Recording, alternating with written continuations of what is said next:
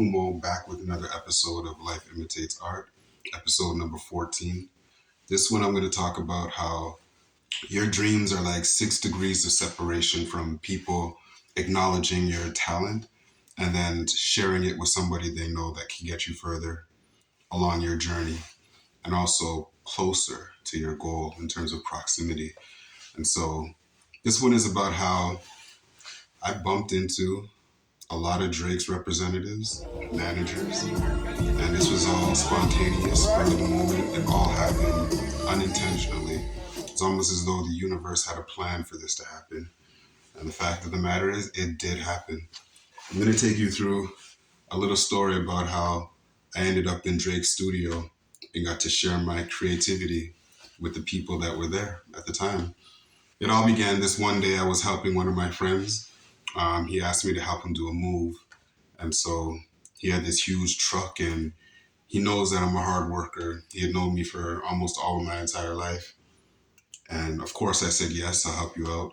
Just let me know when, just let me know where to be and I'll be there.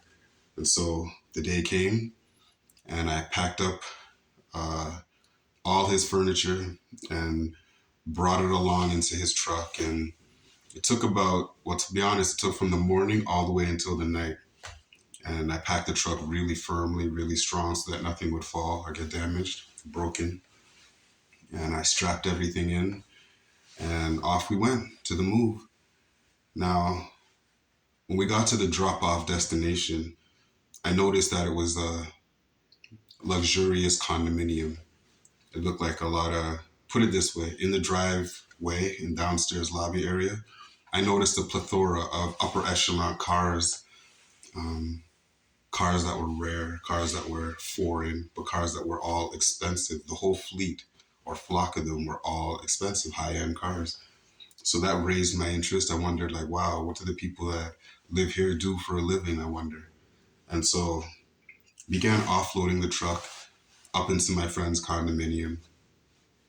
And while moving throughout the hallways, a gentleman opened his door and he was on his way out.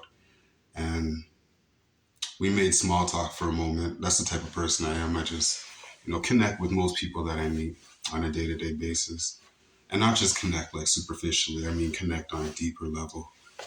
And so we connected and to be honest, we exchanged contact information. Didn't know who he was, but he just seemed like a really interesting guy. And I knew that he did something where he was successful at doing it. Anyone who does things and are successful at doing them, I'm curious to pick your brain. I really want to know your journey, your story, in fact. And as fate would have it, I completed the drop off and I finished moving my friend into his condo. But I never forgot the guy who lived, I guess you could say they were neighbors. He and my friend were neighbors. And so, No, he contacted me. He sent me a message, just asked me how things were. And I was like, things are great. And then we started to exchange more messages back and forth. And through small talk, we became, I would say, not just acquaintances, but like pretty good friends, just through small chat. And then one day, he invited me over and he asked me if I'm into music. And I said, brother, I am music, man. Music is all I think of, dream of. I eat, sleep, music. And he was like, well, that's cool because I'm a manager. And I was like, really? You're a manager? All right, okay. So go over to his condo and on the walls, I'm noticing all these plaques, like industry plaques. And to be honest with you, I started noticing the specifics of the plaques and they were all OVO, October's very own. And they were all Drake related naturally. And then I just started seeing a whole bunch of Drake merchandise and just Drake material, not Drake material, Drake products inside his condo. And he just seemed to be pro Drake. Everything was Drake. So I wasn't sure if he had a direct connection with Drake or if he was Drake's super fan, Drake's biggest super fan. But time would go by and he started asking me questions about my interest in music and how far I want to take it and how serious I am. And I showed him. And I brought him a collection of some of the Keymakers production just so that he can, actually before I brought him the collection of Keymakers, music and instrumentals. I gave him a link to my Instagram and he checked it out. And then he asked me for a sample of the music that I was making, physical copies. So went back to his condo, brought him the physical copies. And while there, he was like, I run a club downtown Toronto. Here's the address. Why don't you come on Saturday and just bring whoever you want? And I put them on the guest list. I was like, wow, holy. Very impressive. And I was very grateful, appreciative. So he puts me on the guest list. And that Saturday arrives. I bring my fiance, Bianca, to the club. And the club just so happened to be Revival nightclub. And so he puts us up in VIP with unlimited drinks and just really gave us, he exceeded my expectations. I wasn't expecting all of that. I was already grateful enough that he and I were bonding and becoming closer and tighter. And so to me, that's all that really mattered. But he just put the icing on the cake by adding in all this extra stuff. Um, so we go to the club and enjoying myself with my fiance and a few of my friends, my old good friends from back in those times, showed up to the club as well because I told them that they can come as well. We're all at the club enjoying ourselves, and to be honest, I felt the celebratory essence of the evening because it just felt like everything was happening on a congratulatory level, like something big was coming our way. And it's true, something big was coming our way because at the end of the night, he asked me, Drake's manager actually. By the way, the guy whose condo I went to, the guy who was neighbors with my good friend, turned out to be one of Drake's managers. And he invited me for a second night of just enjoyment and asked me to have a business conversation with him, a second opportunity to discuss what I'm doing music wise when he invited me to come back to the same club Revival on a second occasion. And I did. And I brought the physical copies of my music, of the Keymakers music, and gave it to him. We had a nice business conversation and soaked in what he was saying. And, you know, went home thinking, wow, this could be something good happening right now. This could be something positive and progressive as far as furthering my career in the music industry. And it just happened so out of the blue. It just blew my mind that things that you dream of and really strive towards can happen just like that. Or at least something can pull you closer in that direction just like that. And so get home from the second meeting, and my fiance and I are discussing all the events that are unfolding.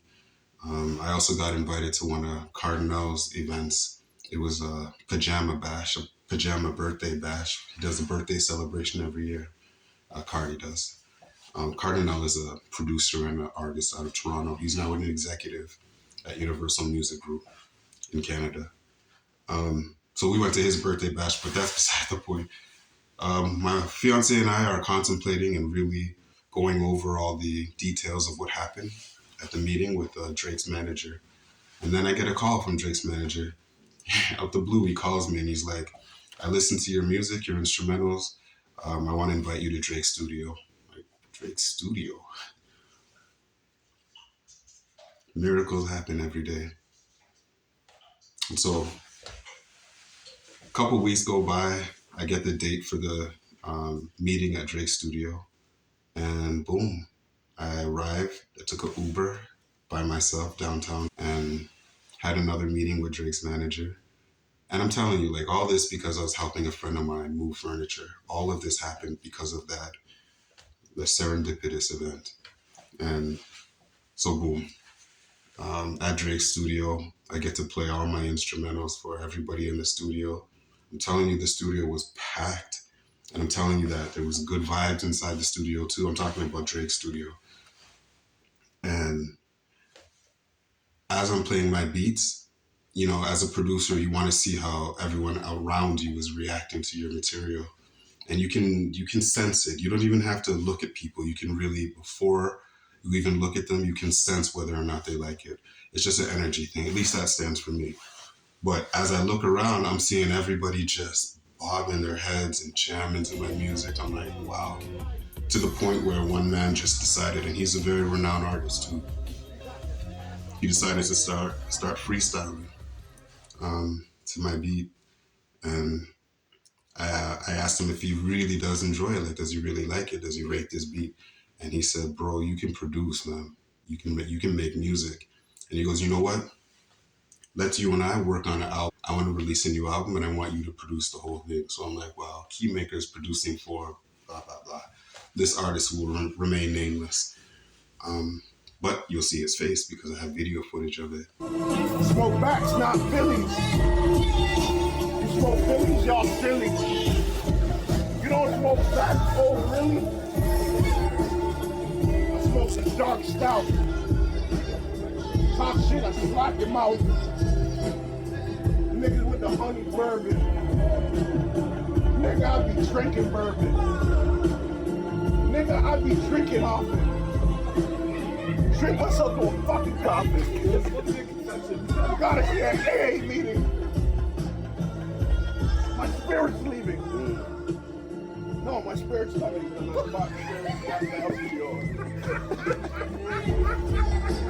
No, after I got one of those dog trips, slow like, you know? A fucking wife left.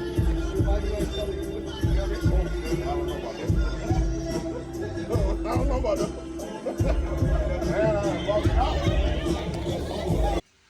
And at the end of that experience at Drake's studio, and then at the conclusion of my day at Drake's studio, I got a walk around by Drake's manager, and he just went over some more details and how he sees me fitting into the whole community that he's developing, music community. And here goes the dream. You know, here comes the dream. And I just continue to press on and keep pushing on. And sometimes I sit back and I think about like how, wow, all of these things tying in together, just leading me in one direction. It's just the love of music. It's just my love for music. I believe that makes these things happen. Perseverance overcomes resistance. Keep pushing out there. Your dreams will come true. This is Kumo, giving you another episode of Life Imitates Art, episode number 14. Hope you all enjoy it. Please don't forget to like, subscribe, and comment. I genuinely appreciate it. This is Kumo Kenyatta, and I'm gone.